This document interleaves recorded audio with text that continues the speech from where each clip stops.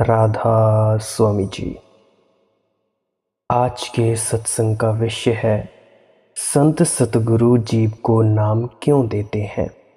यह विषय अत्यंत महत्वपूर्ण है, ध्यान से सुनने योग्य है। किसी एकांत स्थान पर चले जाइएगा और अपने इस सत्संग की वीडियो को समझने की कोशिश मत कीजिएगा, बस कानों में उतर जाने दीजिएगा। बुद्धि से समझने की चेष्टा नहीं करनी है, बस अपने दिल में इन वचनों को उतरने देना है। अगर आप बुद्धि से समझने की चेष्टा करेंगे तो आप नहीं समझ पाएंगे। अगर आप इन वचनों को हृदय में अपने दिल में उतारने की कोशिश करेंगे तो ये बातें आपके अंतरस्थल पर, अंतरतम में, गहनतम जो भी आपके अंदर जगह है उन तक पहुंच जाएंगी। तो मेरी तो आपसे यही प्रार्थना है कि सूक्ष्म से सूक्ष्म जानने के लिए एक एक शब्द को बड़े ही ध्यानपूर्वक सुनना है। हम वाणी ले रहे हैं श्री गुरु ग्रंथ साहिब जी की। उसके माध्यम से हम समझने की चेष्टा करेंगे कि संत सतगुरु जीव को नाम क्यों देते हैं और संतों और परमात्मा में क्या संबंध होता है। वाणी है, राम गुर पारस परस करी जय।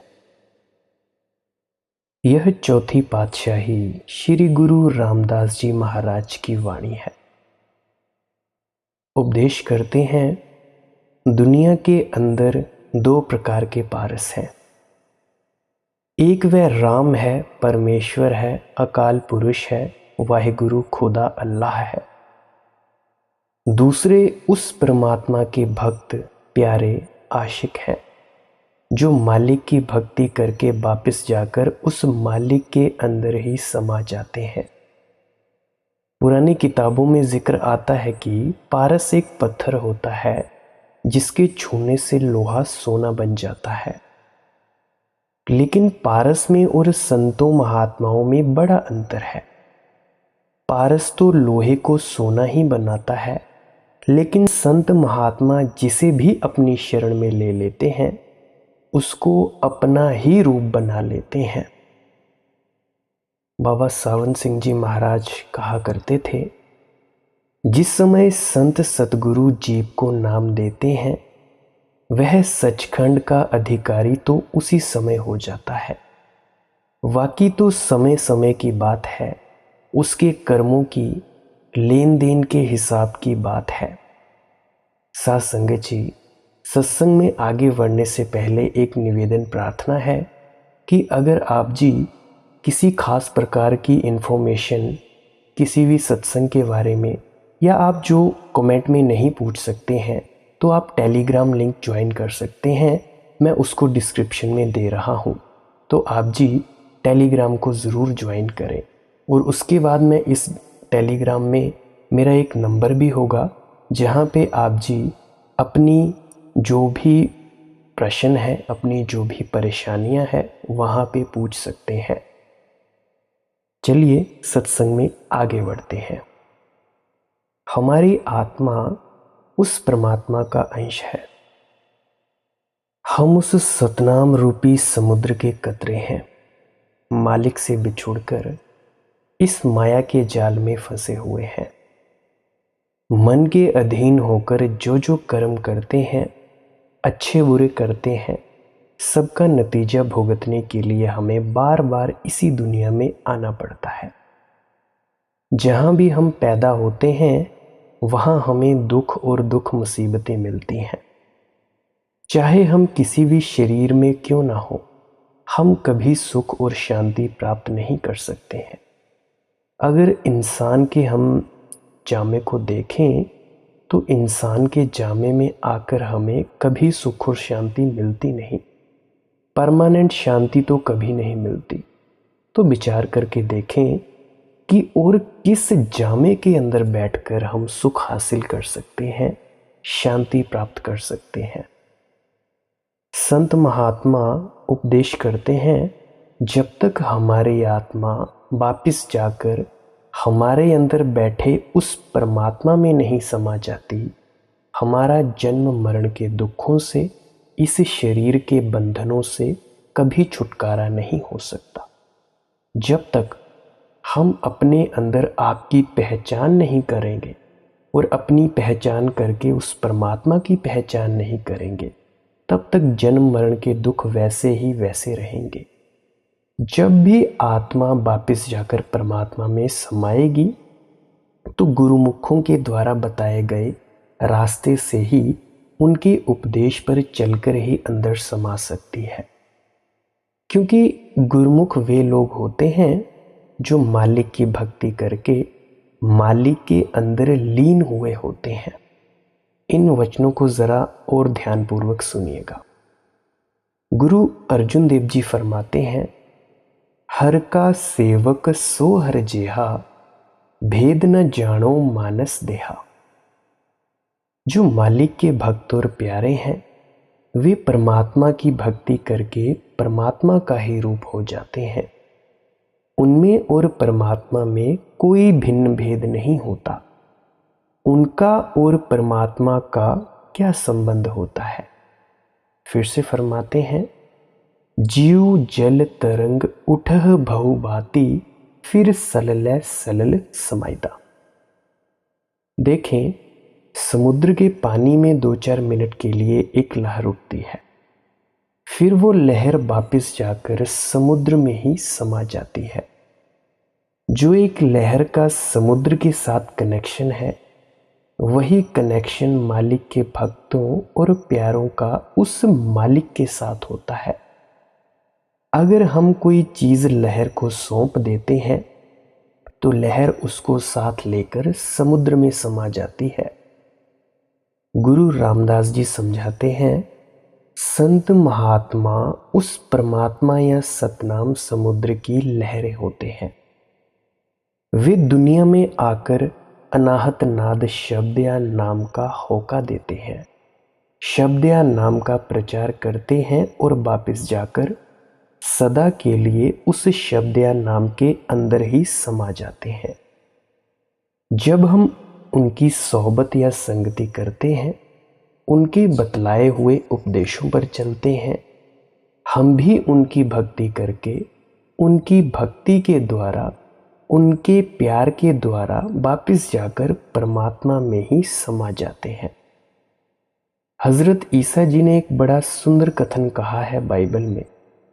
कथन है, तुम मेरे अंदर समाये हुए हो, तुम मेरे अंदर समाये हुए हो, मैं अपने पिता यानी परमात्मा के अंदर समाया हुआ हूं, इसीलिए तुम भी मेरे द्वारा उस परमात्मा के अंदर समाये हुए हो। साथ संगत जी, अगर ये लाइन समझ नहीं आई तो फिर से इस लाइन को, सत्संग को पीछे बैक करके फिर से सुनना। जो मैंने अभी कहा, हजरत ईसा जी ने जो बाइबल में कहा कि तुम मेरे अंदर समाये हुए हो, ये वाली लाइन फिर से रिपीट सुन लेना। गुरु साहिब जी भी हमें यही उपदेश दिया करते हैं। क्या उपदेश देते हैं? जो मालिक के भक्त और प्यारे हैं वे परमात्मा की भक्ति, परमात्मा के प्यार के द्वारा हमेशा के लिए परमात्मा के अंदर समा जाते हैं। मालिक को तो हमने कभी देखा नहीं, परंतु जब तक कोई हमारे जैसा बनकर हमें न समझाए, हमें कभी परमात्मा का पता चल ही नहीं सकता। हमारे अंदर कभी मालिक का प्यार और शौक पैदा हो ही नहीं सकता। इसीलिए वे गुरुमुख लोग परमात्मा में से ही आते हैं, हमारे अंदर परमात्मा से मिलने का शौक और प्यार पैदा कर देते हैं। हमें वो तरीका और साधन समझा देते हैं और हमें साथ लेकर वापस परमात्मा के अंदर ही समा जाते हैं। साथ संगत जी, अगर आप ध्यान की सरलतम विधि जानना चाहते हैं तो पहले 26 मार्च 2022 का सत्संग सुने। अगर फिर भी वो समझ नहीं आए तो उसके बाद कमेंट में लिख सकते हैं, या कमेंट में मैं पिन कर दूंगा अपना नंबर, वहाँ पे आप मुझे व्हाट्सएप मैसेज कर सकते हैं। गुरु साहिब जी फरमाते हैं कि दुनिया में दो प्रकार के पारस हैं। एक तो वह परमात्मा पारस है, दूसरे मालिक के भक्त और प्यारे पारस हैं। जिस समय हम उनकी संगति में जाते हैं हम भी पारस बन जाते हैं, हमारा भी जन्म मरण के दुखों से छुटकारा हो जाता है। हम निर्गुणी मनूर अत फीके मिल सतगुर पारस कीजय। चौथी पातशाही के जीवन के हालात का आपको तो पता ही होगा। जिस समय तीसरी पातशाही गद्दी पर आसीन थे, आप उस समय घुगनियाँ बेचा करते थे। लेकिन जिस समय आप सतगुरु की संगति में आ गए, उन्होंने इतनी दया मेहर बख्शिश की कि उन्होंने अपने आप को उनको अपना ही रूप बना लिया, बल्कि अपनी ही जगह गद्दी पर बैठा दिया। अब बड़ी नम्रता और प्यार से कहते हैं, मैं तो लोहा भी नहीं था, मैं तो लोहे का मनूर जो जंग होता है मैल भी नहीं था। लेकिन जिस समय सतगुरु की संगति में आया, उनकी सोहबत में आया, उन्होंने मेरे ऊपर भी दया मेहर बख्शिश कर दी, मुझे भी अपने जैसा ही बना लिया, मुझे भी उन्होंने पारस बना लिया। फरमाते हैं कि ना मेरे अंदर कोई अच्छाई थी और ना ही मुझ में कोई नम्रता और आजीज़ी थी। ना मालिक से मिलने का शौक़ और प्यार था, ना मुझे परमात्मा का पता था, ना ही मैंने कभी मालिक की खोज की थी। लेकिन मेरे सतगुरु ने मुझ पर इतनी दया मेहर बख्शिश की कि मुझे अपनी शरण में लेकर अपना ही रूप बना लिया। सुरग मुकत बैकुंठ सब बांछह नीति आशा आस करीज। दुनिया की ओर नजर डालकर देखते हैं, दुनिया किस प्रकार स्वर्गों और बैकुंठों को प्राप्त करने के लिए दिन रात यत्न कर रही है, जो कि असल में कोई भौगोलिक क्षेत्र है ही नहीं। मरने के बाद कोई स्वर्ग भोग नहीं सकता, तो ये तो कोई भौगोलिक स्थिति है नहीं। मरने के बाद कोई कल्प वृक्ष के बाद पास बैठेगा नहीं, जिसमें हमें हर इच्छा की पूर्ति होगी। जब आत्मा स्वर्ग में जाएगी तुम्हारे बनाए हुए, तो वहाँ पे उसकी इच्छा पूरी होगी भी, तो वो भोगेगी जैसे, भोगने वाला शरीर तो यहीं रह गया। खैर, लोग दिन रात इनको प्राप्त करने के तरीके सोच रहे हैं। कोई जप तप करता है, कोई पूजा पाठ करता है, कोई दान पुण्य करता है, कोई घर बार छोड़कर जंगलों पहाड़ों में छिपा बैठा है। हम हासिल क्या करना चाहते हैं? स्वर्ग हासिल करना चाहते हैं, झूठे बैकुंठ हासिल करना चाहते हैं। गुरु साईं फरमाते हैं, जो इनसे कुछ ज़्यादा अक्ल वाले हैं, ज़्यादा सियाने हैं, वे स्वर्गों बैकुंठों को नहीं ढूंढते, वे मुक्ति के पीछे दौड़े फिरते हैं। वे मुक्ति प्राप्त करना चाहते हैं, वे जन्म मरण के दुखों से छुटकारा हासिल करना चाहते हैं। लेकिन जो मालिक के भक्त होते हैं, मालिक के प्यारे होते हैं, जिनके अंदर मालिक से मिलने का शौक़ है, इश्क है, विरह है, तड़प है, प्यार है, क्या वे परमात्मा से मुक्ति मांगते हैं, वैकुंठ मांगते हैं? वे मालिक से क्या मांगते हैं? हर दर्शन के जन मुक्त न मांगह, मिल दर्शन त्रिपत मन तीजै। वे बैकुंठ और स्वर्ग तो क्या मांगेंगे, वे तो परमात्मा से मुक्ति भी नहीं मांगते। उनके अंदर जो मालिक से मिलने का सच्चा इश्क है, सच्चा प्रेम है, सच्चा प्यार है, वे तो परमात्मा से परमात्मा को ही मांगते रहते हैं। जब तक उन्हें अपने अंदर परमात्मा के दर्शन नहीं होते, अनुभव नहीं होता, उनके मन में कभी तृप्ति नहीं आ सकती। उनके अंदर से विरह और तड़प कभी दूर नहीं हो सकती। गुरु साहिब फरमाते हैं, मुक्ति तो उनके पीछे पीछे दौड़ती फिरती है। जिस समय हम मन और माया के दायरे से परे चले जाते हैं, मुक्ति तो हमारी उसी समय हो जाती है। शरीर के बंधनों से तो हमारा छुटकारा उसी समय हो जाता है, लेकिन अब भी हम मालिक से बहुत दूर होते हैं। जब तक अपने घर वापस नहीं पहुंचते, परमात्मा से मिलाप नहीं करते, तब तक मालिक के भक्तों और प्यारों के अंदर की तड़प दूर नहीं होती, उनका इश्क और प्रेम पूरा नहीं होता। इसीलिए आप जी समझाते हैं गुरु साहिब, मालिक से तो केवल मालिक को ही मांगना चाहिए। मुक्ति का क्या मांगना, स्वर्ग और बैकुंठ भी क्या मांगने हैं? ये कोई मांगने की चीजें हैं? जब तक हमारे अंदर मालिक से मिलने का शौक और प्यार पैदा नहीं होता, विरह और तड़प पैदा नहीं होती, हम अपनी भक्ति में कभी कामयाब नहीं हो सकते। जब मालिक मिल जाता है तो और क्या चीज बाकी रह जाती है? जिसे भंडारी ही मिल जाए, उसे भंडार की क्या कमी हो सकती है? जिसे सृष्टि का सृजनहार मिल जाए, उसे रचना या रचना के पदार्थों की क्या कमी हो सकती है? इसीलिए मालिक से मिलने का सच्चा प्रेम पैदा करना चाहिए, सच्चा इश्क और सच्चा प्यार पैदा करना चाहिए। राबिया बसरी जी मुसलमानों के अंदर एक बहुत मशहूर संत हुई हैं। वे अपने कलाम में लिखती हैं, हे परमात्मा, अगर मेरे वश में हो तो ये जो दोजख या नरक बनाए हुए हैं तेरे, इन्हें मैं आग लगाकर जला दूं। ये जो तूने स्वर्ग या बहिश्त बनाए हैं, इन्हें मैं समुद्र में डुबो दूं, जिससे दुनिया के जीव ना तो कभी नरकों की आग से डरते हुए तेरी भक्ति करे, ना कभी कोई स्वर्गों की आशा रखकर ही तेरी भक्ति करे। जब तक हम मालिक की भक्ति उससे मिलने के लिए नहीं करते, तब तक हम अपनी भक्ति में किस तरह कामयाब हो सकते हैं?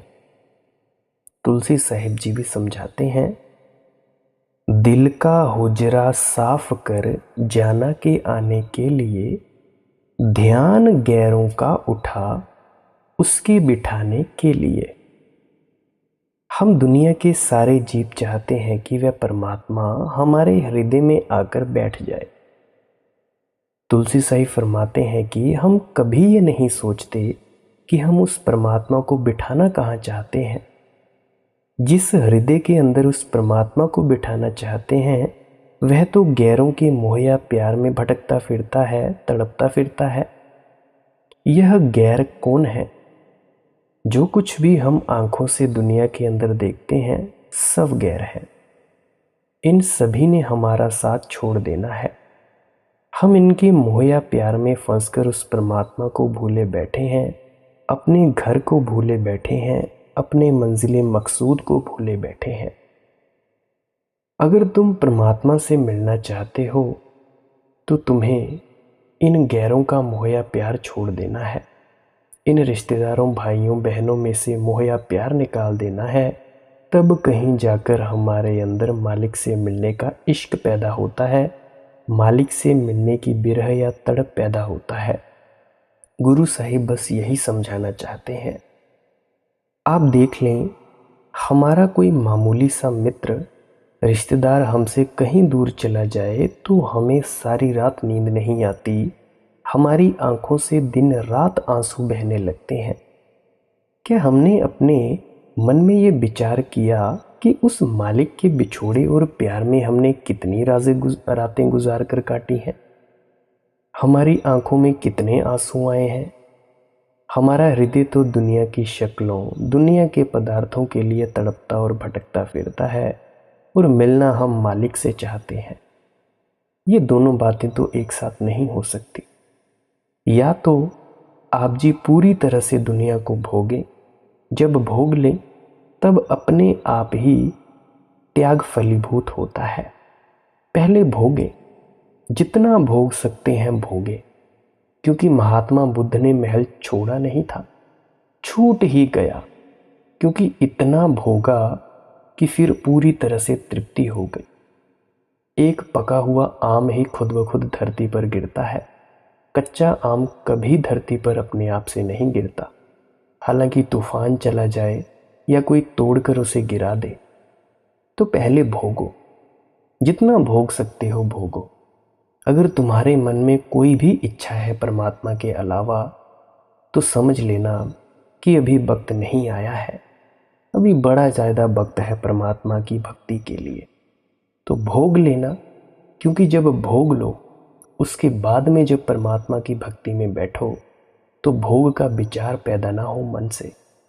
मैं ज़बरदस्ती विचारों को हटाने को नहीं कह रहा हूँ, मैं रिजल्ट के बारे में वार्तालाप कह रहा हूँ कि अगर आपका दिल करे कि सेब खाना है तो पहले तो उस सेब को खा ले, फिर जाकर भजन सिमरन या ध्यान में बैठे। पहले उस सेब को भोगो ताकि वो सेब कहीं आपके ध्यान सिमरन में बाधा ना बने। एक ऐसा विचार बनकर जिससे आपको कोई कष्ट हो कि ये विचार बार बार क्यों आ रहा है। ये सेब का विचार तो एक बड़ी छोटी उदाहरण है। आपकी ज़िंदगी में और भी बहुत सारी चीज़ें होंगी जिनको आप भोगना चाहते हैं, और वो विचार आपके भजन सिमरन या ध्यान में सामने आने लगते हैं और आते हैं और आकर ही बैठ जाते हैं, वो जाते नहीं। जो आपको बहुत ज़्यादा तंग करते हैं और आपका जितना भी वक्त होता है वो बेकार चला जाता है। ध्यान में आप बैठते हैं आधा घंटा, तो ध्यान में उतर पाते नहीं। आप ध्यान में नहीं उतर पाते तो वो शांति मिलती नहीं, धुन सुनती रहीं, और हम अपने गुरुदेव से प्रश्न कर बैठते हैं कि जी 40 साल हुए पर बना कुछ नहीं। बनेगा कैसे? आपने भोगा ही नहीं। मैं कहता हूँ कि उस रस को चख लो, उस परमात्मा को चख लो। ये भोग, ये जितने भी रंग तमाशे हैं अपने आप ही छूट जाएंगे। त्याग अपने आप आ जाएगा, करना नहीं पड़ेगा। बाकी फिर से गौर करना मेरी इस सेब की उदाहरण को, कि जब भी दिल करे कि मैंने सेब खाना है, उसको खा लें, दबाएं ना उस वासना को, पूरी तरह से अच्छे तरीके से ध्यान से खाएं, ताकि वो सेब का विचार ध्यान में बैठे वक्त ना आए। फिर भी समझ में ना आए, विधि जाननी है तो टेलीग्राम को ज्वाइन करें, डिस्क्रिप्शन में दिया है, या मैंने यहाँ पे पिन कर दिया है अपना नंबर। तो देखें, मन तो वही है, चाहे हम मन को दुनिया के मोह में फंसा लें, चाहे मालिक की भक्ति और प्यार में लगा दें। इसलिए गुरु साहिब हमें बड़े प्यार से उपदेश देते हैं, जिस मालिक से मिलने वालों के अंदर, मालिक के भक्तों और प्यारों के अंदर मालिक से मिलने का इश्क और प्यार पैदा होता है, वे तो मालिक से केवल मालिक को ही मांगते हैं। वे कभी अपनी भक्ति के बदले में मालिक से स्वर्ग, बैकुंठ, मुक्ति आदि कुछ भी नहीं मांगते। सच बताऊं तो ये स्वर्ग बैकुंठ है ही नहीं, तुम भी देख लेना, कभी नहीं है। हाँ, तुम मुझे शास्त्रों के प्रमाण दे सकते हो कि भाई यहाँ पे लिखा है। मैं कहता हूँ कि क्या तुमने देखा? अगर तुमने नहीं देखा तो तुम प्रमाण देने के योग्य नहीं हो। तुम कहते कागद की लिखी, मैं कहता आखन देखी। तो बस यही बात है। तुम मुझे शास्त्रों से उठाए हुए कि इतने योजन दूर स्वर्ग है, इतने योजन दूर नरक है, तो वो मत लाना। मेरी आपसे यही विनम्र प्रार्थना है, क्योंकि जब आपने देखा ही नहीं, जब आपको ही खुद विश्वास नहीं है कि ये है कि नहीं, शास्त्र पढ़कर बोल रहे हैं, तो आप मुझे क्या विश्वास दिला पाएंगे? अगर आपने कभी कोई काला कुत्ता देखा ही नहीं, कभी सेब खाया ही नहीं, किसी शास्त्र में पढ़ लिया कि सेब का स्वाद ऐसा ऐसा होता है, किसी कुत्ते का अनुभव ऐसा ऐसा होता है, कुत्ते के पास बैठने से ऐसा होता है, रंग भेद क्या होता है, जब आपने किसी शास्त्र से पढ़ा, खुद देखा नहीं, तो दूसरे को बताने से भी कोई लाभ नहीं होगा। इसीलिए ये है ही नहीं।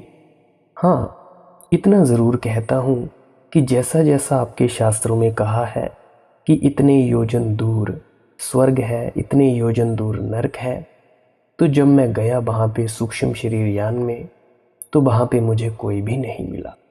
परमात्मा के सूरज मिले, चांद मिले, और भी बहुत सारी अनंत गैलेक्सीज मिली। सूरज के पास गया, ब्लैक होल के पास गया, इधर गया, उधर गया, अनंत ब्रह्मांड को देखा, पर मैंने स्वर्ग नरक वहां पे देखे नहीं। और एक और सच बात बताऊं, जिस नरक में जाने से आप सभी डरते हो कि आग में जलाए जाएंगे, तो उस शरीर को तो आपने इधर ही जला दिया, तो वहां पे कौन सी शरीर जलेगा भाई? कौन सा शरीर? अगर आपके सूक्ष्म शरीर को आग जला नहीं पाई तो फिर कैसे? या तो भाई संत मूर्ख है। और हाँ, एक श्री कृष्ण का भी वाक्य है, नैनम छिंदंती शस्त्राणी नैनम दहती पावक न क्लेद्यंत्याप्यो न शोषितो मारितो, कि आत्मा को ना तो कोई जला सकता है, न गला सकता है, न सड़ सकती है, कुछ भी नहीं हो सकता है। तो जिस आत्मा को नरक की आग में झोंकने की बात कर रहे हो, कढ़ाइयों के तेल में पकोड़े तले जाएंगे, तो जब वो शरीर ही इधर जला दिया तो फिर कौन से नरक में पकोड़ा तला जाएगा? और मुझे तो ये समझ नहीं आती कि जिस नरक में आत्मा के पकोड़े तले जाते हैं, उस आत्मा को खाता कौन होगा? आत्मा के पकोड़े ज़रा सोच कर देखें, विचार करके देखें। और जब आप ध्यान में प्रवेश करेंगे तो खुद जाकर देख लें, जितना जितना शास्त्रों में कहा है कि इतने योजन दूर स्वर्ग है, इतने योजन दूर नरक है, सूक्ष्म शरीर में जाएं। अगर किसी का तर्क हो कि भाई सूक्ष्म शरीर में जाया जा सकता है, तो सूक्ष्म शरीर जैसे ही आप बाहर निकलेंगे अपने इस स्थूल शरीर से, तो संकल्प करना कि मुझे स्वर्ग के पास जाना है, कहीं नहीं पहुंचोगे। फिर संकल्प करना मुझे नरक के पास जाना है, कहीं नहीं पहुंचोगे। लौट लौट कर इस धरती पर ही पहुंचोगे, क्योंकि इस धरती में जितने दुख और तकलीफ़ें हैं, अस्पतालों में बीमार हैं, इनसे ज़्यादा कोई नरक भोग नहीं रहा है। ये सिर्फ चंद मिनटों के लिए है, चंद सालों के लिए है। ऐसे ही नरक है, नरक के रंग तमाशे हैं, ऐसे ही स्वर्ग के रंग तमाशे हैं। तो आप जी देख लें, क्योंकि तुम कहते कागद की लेखी, मैं कहता आंखन देखी। देखें, मालिक के भक्त और प्यारे ये झूठे स्वर्ग और नरक कुछ नहीं मांगते, स्वर्ग बैकुंठ भी नहीं मांगते। वे किसी एब्ज या बदलने के लिए भक्ति नहीं करते, कुछ भी मांगते नहीं, परमात्मा से परमात्मा को ही मांगते हैं।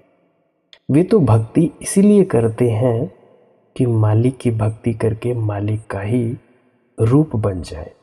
तो प्यारी साथ संगत जी, आप जी भी हर रोज़ ध्यान में उतरने की चेष्टा करें, हर रोज़ भजन सिमरन में उतरने की चेष्टा करें।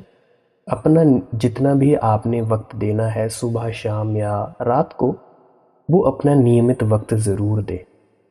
आपका गुरु कोई भी हो, कैसा भी हो, पर गुरु द्वारा बताई गई विधि के अनुसार आप जी ध्यान में या भजन सिमरन में ज़रूर बैठें।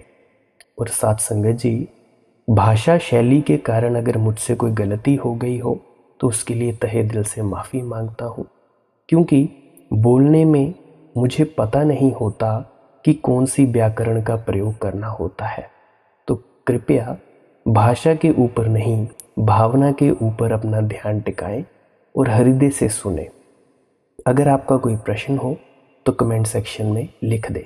अगर आपको ये कुछ भी बात आपके पल्ले पड़ी हो, समझ पड़ी हो, तो आप जी कमेंट सेक्शन में ये भी लिख सकते हैं कि जी मुझे कुछ कुछ पता चला है और उसके अनुसार मैं ये करूँगा या करूँगी।